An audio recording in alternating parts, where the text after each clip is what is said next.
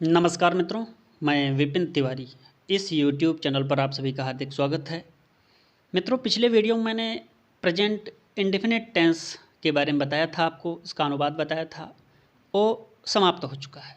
जैसा कि आपको पता है, present indefinite tense present tense के 4 भेद होते हैं: present indefinite, present continuous, present perfect और प्रेजेंट परफेक्ट कंटीन्यूअस टेंस। तो प्रेजेंट इंडेफिनिट ख़त्म हो चुका है। अब हम शुरुआत करते हैं प्रेजेंट कंटिन्यूअस टेंस की। मित्रों, प्रेजेंट कंटिन्यूअस टेंस यानी सतत या लगातार या लगातार जारी रखने वाले काल को या समय को हम प्रेजेंट कंटिन्यूअस टेंस कहते हैं। यानी लगातार जो कार्य कर रहा हो, चल रहा हो कार्य, उसे हम, और वो प्रेजेंट में हो यानी वर्तमान समय में लगातार कार्य हो रहा हो, तो उसे हम प्रेजेंट कंटिन्यूअस टेंस कहते हैं। इसकी पहचान मित्रों कैसे होगी? इसकी पहचान स्क्रीन पे आपको दिख रहा होगा। जिस वाक्य के अंत में रहा है, रही है, रहे हैं, रहे हों आदि में से कोई एक शब्द आता है, उसे हम प्रेजेंट कंटिन्यूअस टेंस कहते हैं। उसे हम प्रेजेंट कंटिन्यूअस टेंस कहते हैं। उदाहरण के लिए एक उदाहरण है दिया गया, जैसे राम स्कूल जा रहा है। इसमें जा रहा है, मैंने बताया अभी कि जा रहा है, रही है, रहे हैं होना चाहिए, तो उसकी हम पहचान कर लेंगे किसके रूप में? प्रेजेंट कंटिन्यूअस टेंस के रूप में। तो इसमें मित्रों, राम स्कूल जा रहा है, जा रहा है की बात मैं कर रहा था, तो ये रहा है आ रहा है, और रहा है कहाँ? जाने में रहा है जुड़ गया, तो जा रहा है पूरा हो गया। तो इससे हमें यह पता हो गया कि यह प्रेजेंट कंटिन्यूअस टेंस है, यानी इसकी पहचान हो गई। सबसे पहले मित्रों, मैंने पहले भी बताया है कि किसी भी अनुवाद करने से पहले सबसे पहले हमें यह ज्ञात होना चाहिए, हमें यह जानकारी होनी चाहिए कि कौन सा टेंस है, टेंस के बाद कौन सा सेंटेंस है, तब हम अनुवाद पे चलते हैं। क्योंकि ट्रांसलेशन करने से पहले ये हमें सब पता इसलिए होना चाहिए क्योंकि हर तरह के वाक्यों में अलग अलग फार्मूले और अलग अलग तरह की सहायक क्रियाएँ, टर्म्स, कंडीशंस, रूल्स हैं, इसलिए हमें इसकी आवश्यकता होती है जानने की। तो इसके कुछ नियम हैं मित्रों, वो आगे हम बढ़ते हैं, कुछ नियम के बारे में बताते हैं। जैसे लिखा हुआ है नियम 1, इस टेंस में कुल 3 प्रकार की सहायक क्रियाएँ लगती हैं। इस टेंस यानी प्रेजेंट कंटिन्यूअस टेंस में कुल 3 प्रकार की सहायक क्रियाएँ लगती हैं और चारों तरह के वाक्यों में लगती हैं। 4 तरह के वाक्य कौन सा? Affirmative, negative, interrogative, interrogative with negative. आपको ऑलरेडी बताया गया है इसके बारे में।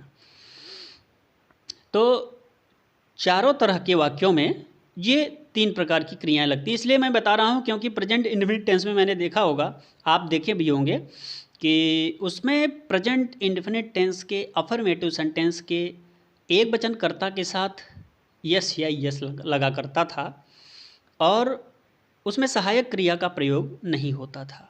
लेकिन इसमें ऐसा नहीं है। इसमें यह है कि किसी तरह का कैसा भी वाक्य हो, उसमें सहायक क्रियाओं का प्रयोग होता ही होता है।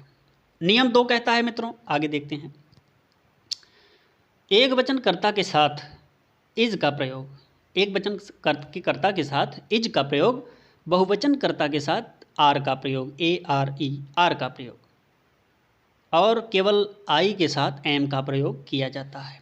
आई के साथ एम का प्रयोग, एक वचन के साथ इज का प्रयोग, और आर का प्रयोग कहाँ होता है? बहुवचन कर्ता के साथ। तो इज, एम, आर 3 प्रकार के सहायक क्रियाएं हैं।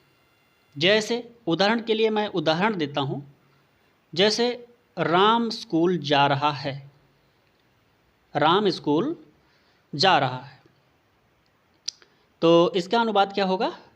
Ram is going to school, Ram is going to school. मैं बता क्या रहा था आपको? सहायक क्रियाओं के बारे में।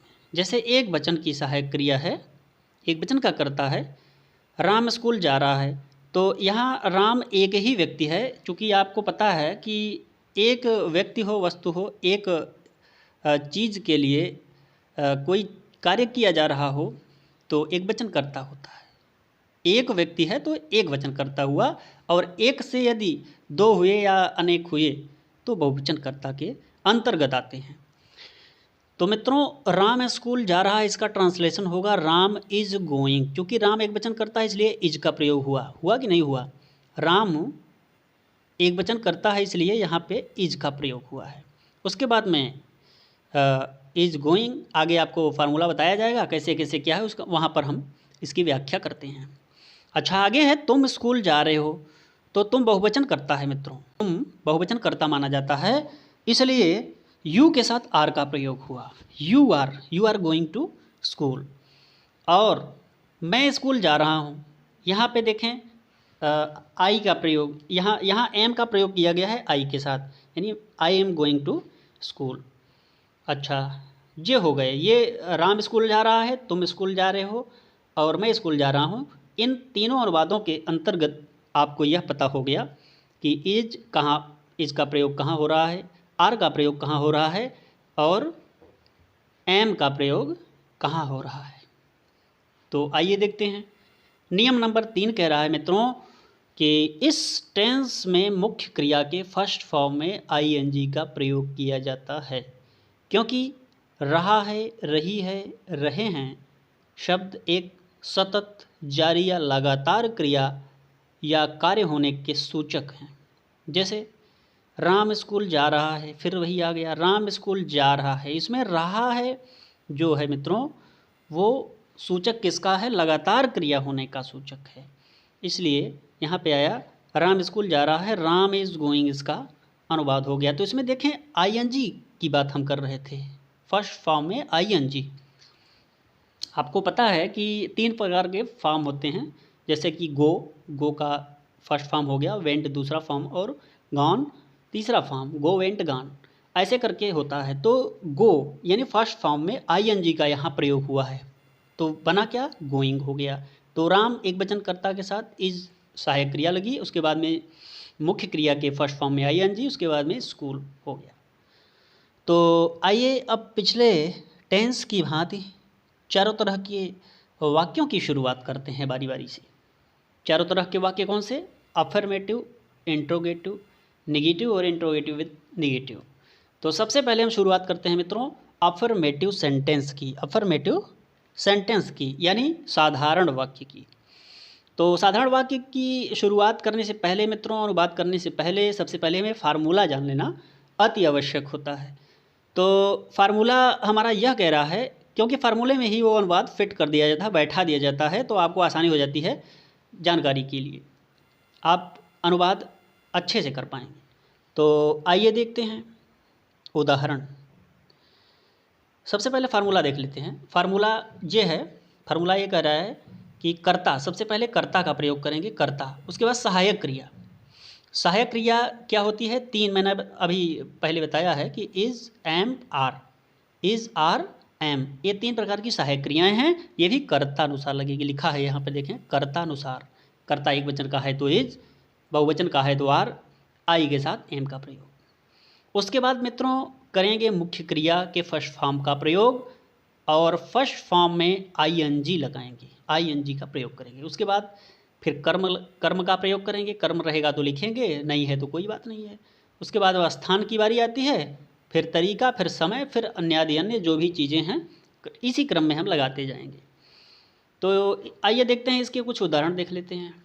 जैसे राम स्कूल जाता है, राम स्कूल जाता है, यह एक हिंदी शब्द है, वाक्य है, यह एक हिंदी वाक्य है। इसको इंग्लिश में ट्रांसलेशन इसका करना है।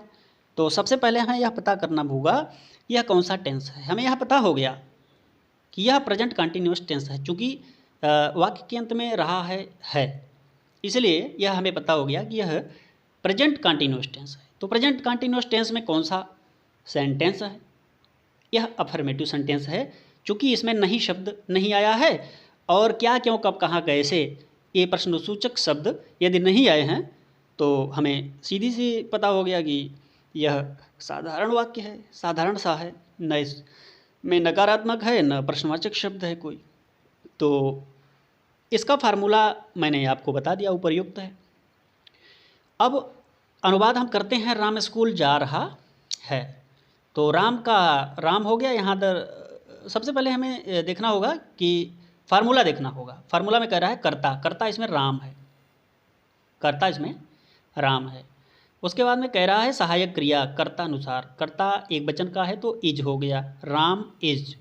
उसके बाद में मुख्य क्रिया, इसमें मुख्य क्रिया क्या है, जाना, तो जा रहा है फर्स्ट फॉर्म में आईएनजी का प्रयोग होगा तो हो गया गोइंग, राम इज गोइंग हो गया। कहाँ जा रहा है, स्कूल जा रहा है तो टू स्कूल। चूँकि कोई भी स्थान के पहले स्थान है, चूँकि एक स्कूल जो है वो एक स्थान है, स्थान के पहले हमें टू लगाना पड़ता है, तो टू लगाने के बाद हमारा ट्रांसलेशन कंप्लीट हुआ, Ram is going to school, Ram is going to school. आगे है महेश घर जा रहा है, महेश घर जा रहे हैं, Mahesh is going to home. इसमें भी वही है, महेश का महेश हो गया, एक आदमी है इसलिए एक वचन हुआ, और महेश के बाद इज़ लगा क्योंकि एक वचन कर्ता के साथ इज लगता है, और गो उसके बाद में मुख्य क्रिया गो है यानी जाना है, इसमें आईएनजी का प्रयोग हुआ है। उसके बाद में टू होम, घर जा रहा है तो स्थान के पहले टू लगा दिए, कंप्लीट हो गया, हमारा अनुवाद हो गया Mahesh is going to home. आइए आगे देखते हैं मित्रों, वह क्रिकेट खेल रहा है, इसको बड़ा कर लेते हैं, वह क्रिकेट खेल रहा है, तो इसका अनुवाद क्या होगा, वह क्रिकेट खेल रहा है, इसका अनुवाद होगा वह क्रिकेट खेल रहा है, ही मीन्स वह। उसके बाद में एक वचनकर्ता के साथ इज का प्रयोग होगा, तो ही इज़, प्ले का प्लेइंग हो गया, आईएनजी लग गया, प्लेइंग हो गया, क्या खेलता है, क्रिकेट खेलता है, द क्रिकेट, तो he is playing the cricket, वह क्रिकेट खेल रहा है, इसका ट्रांसलेशन संपन्न हुआ। वह कपड़े धो रही है, वह कपड़े धो रही है यानी स्त्रीलिंग है यह, स्त्री, तो वह के लिए स्त्री का क्या प्रयोग हुआ, क्या इंग्लिश होगी, इसकी इंग्लिश होगी शी मीन्स वह, she is washing the clothes, वह कपड़े धो रही है।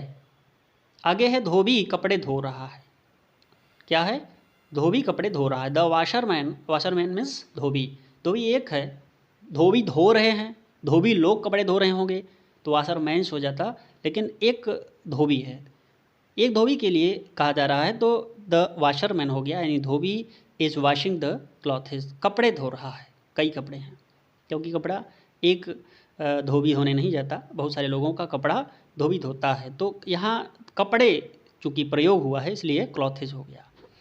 आगे है चपरासी घंटी बजा रहा है, क्या कर रहा है, चपरासी घंटी बजा रहा है, the peon is ringing the bell, the peon is ringing the bell. आगे है बजा रहा है चूँकि, माली बगीचे में फूल तोड़ रहा है, the gardener is plucking the flower in the garden, इसको छोटा कर लेते हैं, इन द गार्डन। दिनेश और गणेश, दिनेश और गणेश बातें कर रहे हैं, क्या कर रहे हैं, बातें कर रहे हैं, दिनेश और गणेश दो व्यक्ति हैं मित्रों, एक व्यक्ति के लिए एक वचन और दो व्यक्तियों के लिए दो वचन प्रयोग होता है। इसमें लिखा है दिनेश और गणेश यानी दो व्यक्ति हैं, दोनों बात कर रहे हैं आपस में, तो Dinesh and Ganesh are talking, बात कर रहे हैं, ओके। वे रामायण पढ़ रहे हैं, they are reading the Ramayana, या स्टडिंग द रामायण कह सकते हैं, अध्ययन कर रहे हैं, रामायण का अध्ययन कर रहे हैं, they are studying of the Ramayana कह सकते हैं, रामायण के यदि अध्ययन करने के अर्थ में हो तो, बाकी सीधा सीधा अर्थ इसका आप पहले अनुवाद करें, वे रामायण पढ़ रहे हैं, they are reading the Ramayana. तुम कंप्यूटर चला रहे हो, you are operating the computer. हम गाना गा रहे हैं, हम गाना गा रहे हैं, we are singing a song, singing a song होगा, यहाँ पे गलत हो गया है मित्रों, यस लिखा हुआ है, यहाँ ए रहेगा, सिंगिंग ए सॉन्ग। तुम अपने पिताजी को पत्र लिख रहे हो, you are writing a letter to your father, इस तरह से अनुवाद इसका होगा, यू आर राइटिंग, इसको ही देख लीजिए, you are writing a letter, you का तुम कहो बहुवचन करता है, चूँकि बहुवचन है तो बहुवचन के साथ आर का प्रयोग हुआ मित्रों। उसके बाद में क्या लिख रहे हो, लिखने का राइटिंग हो गया, और क्या लिख रहे हो, लेटर, लेटर के साथ ए लगाते हैं, ए लेटर हो गया। किसको लिख रहे हो, टू योर फादर, अपने फादर, अपने पिताजी के लिए आप एक पत्र लिख रहे हो, तो you are writing a letter to your father. अगला है तुम शोर मचा रहे हो, तुम शोर मचा रहे हो, you are making a noise, तुम शोर मचा रहे हो, इसका ट्रांसलेशन ये हुआ। तुम पैसा कमा रहे हो, you are earning the money, you are earning the money. आगे है मित्रों, मैं किताब पढ़ रहा हूँ, I am reading the book, मैं किताब पढ़ रहा हूँ, इसका ट्रांसलेशन हो गया। सीधा सीधा ट्रांसलेशन आपको कंटिन्यूअस टेंस का बताया जा रहा है, प्रेजेंट कंटिन्यूअस टेंस। मैं परीक्षा की तैयारी कर रहा हूँ, I am preparing of the exam, मैं पानी में तैर रहा हूँ, मैं पानी में तैर रहा हूँ, आई एम स्विमिंग, SWIMING यहाँ होगा, यहाँ पे